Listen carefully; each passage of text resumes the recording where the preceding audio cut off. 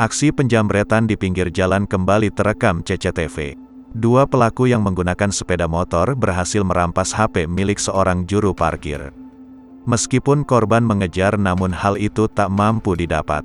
Ia pun hanya pasrah saat para pelaku kabur meninggalkan dirinya.